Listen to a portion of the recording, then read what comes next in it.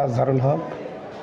আমি জিপি হিসাবে এখানে গত 24শে অক্টোবর আপনার দায়িত্ব পেয়েছি।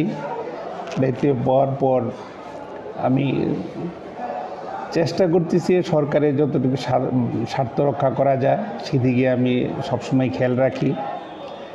তো আপনারা জানেন বিগত স্বৈরশাসন আমলে দেশে একটা অরাজকতার সৃষ্টি হয়েছিল।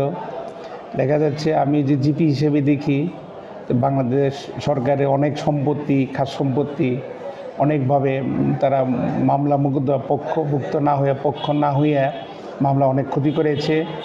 সরকারি অনেক সম্পত্তি তারা মানে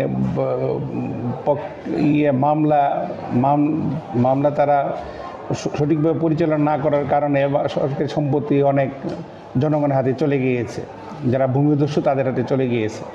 তা আমি দায়িত্ব পাওয়ার পর আমি চেষ্টা করতেছি বাংলাদেশ সরকারের নির্দেশনা মোতাবেক এবং আইন মোতাবেক বাংলাদেশ সরকারের স্বার্থ যেভাবে সর্বোচ্চ সংরক্ষিত হয় আমি সেভাবে চেষ্টা করছি স্বার্থ সংরক্ষণ করার জন্য, এবং ভবিষ্যতেও চেষ্টা করব যতদিন আমি জিপি হিসেবে দায়িত্ব পালন করতেছি বা করব ততদিন আমি আমার এই সরকারের স্বার্থ যেভাবে সংরক্ষণ থাকে সেই দিকে সচেষ্ট থাকব।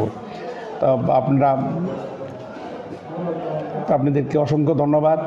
আমরা এই সন্ধ্যায় শীতের এই পরন্ত বেলায় আপনারা আমার সাক্ষাৎকার নেওয়ার জন্য আসছে, এই জন্য আপনাকে আমি জিপির পক্ষ থেকে এবং জিপির পরিবারের পক্ষ থেকে আপনাদেরকে অসংখ্য ধন্যবাদ।